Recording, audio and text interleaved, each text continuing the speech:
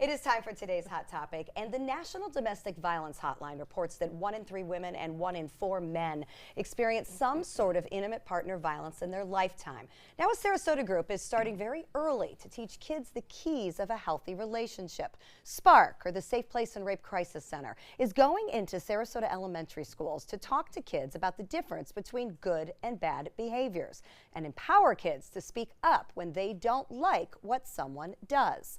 Spark says teaching kids boundaries and empathy will help down the road when healthy relationships become more important. What do you think about that?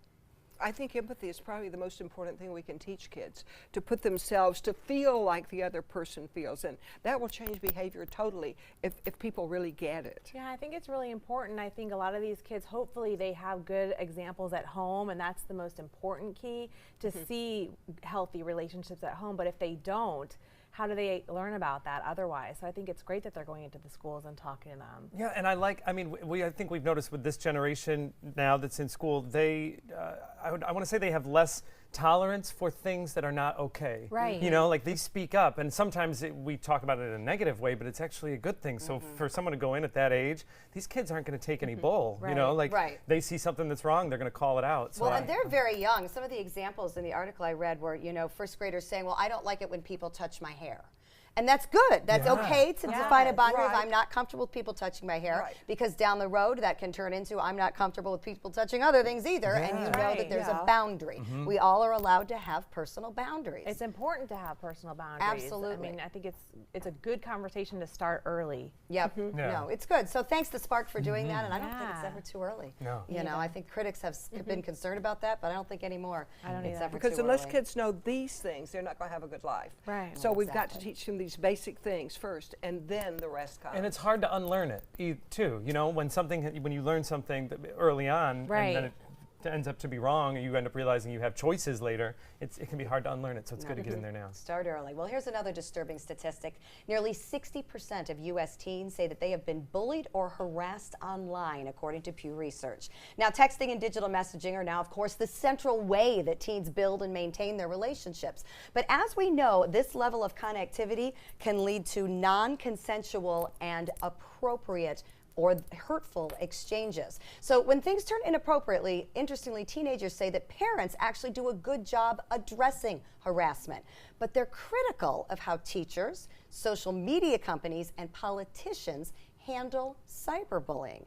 Is this fair? Teens seem to want to see a little bit more action from the policymakers. It's tough though, because they have to be there. You know, like if a teen is bullied in school, in the hall, and someone sees it, then they can address it. But the problem is you got to be on the platforms to address the cyberbullying. Otherwise, it can just happen.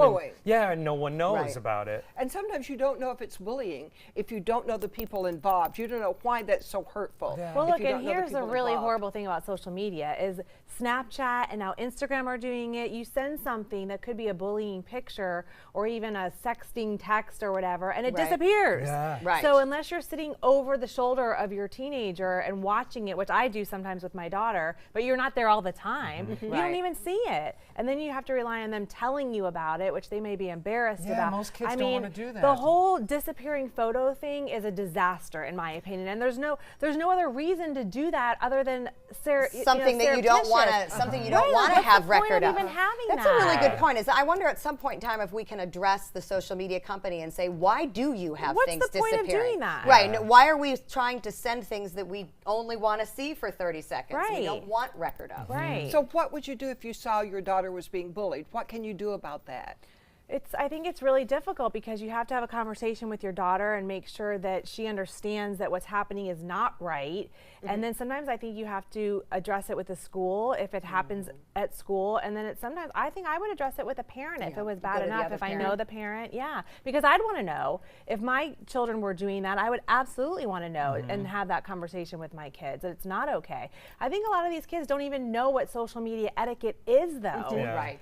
So that's a big problem too. too. It's true. It's not. I don't know that it's being taught. It's not. Yeah, no. And Adults don't know That's it. It true. isn't just about parents. It goes much bigger, so it's It certainly not a is. problem that's going to go away either.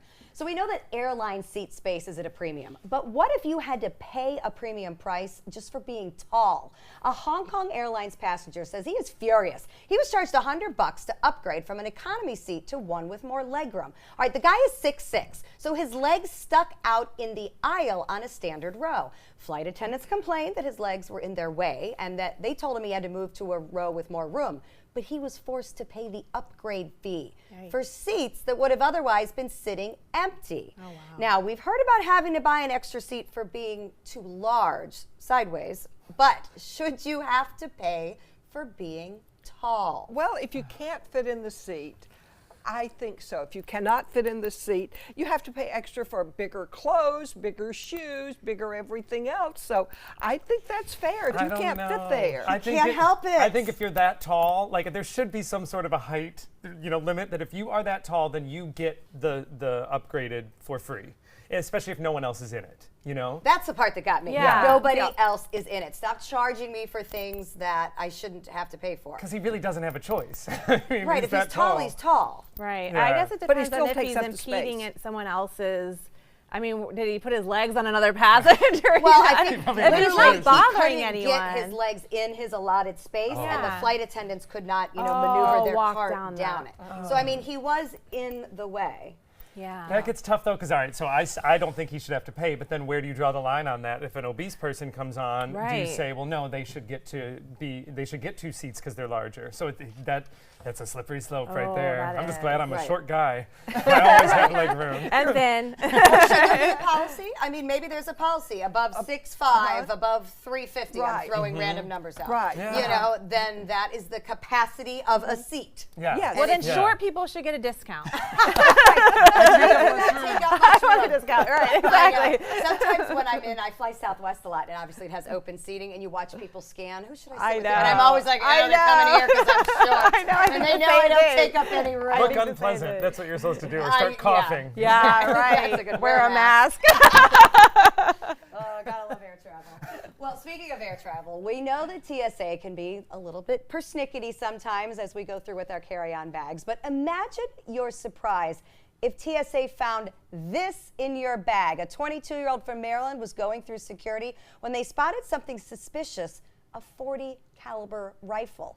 Now, it wasn't loaded, and the man told the authorities he didn't know it was there because his mother packed his bag. Oh, please. I don't know if There's I so much wrong with that excuse. Exactly. Yeah. Where do we begin? I know. Right. First of all, at that age, why is your mom packing your bag? Right. Exactly. Second of all, obviously your that's mother doesn't small. like you. Right. If she's putting a gun, fortunately unloaded in your bag.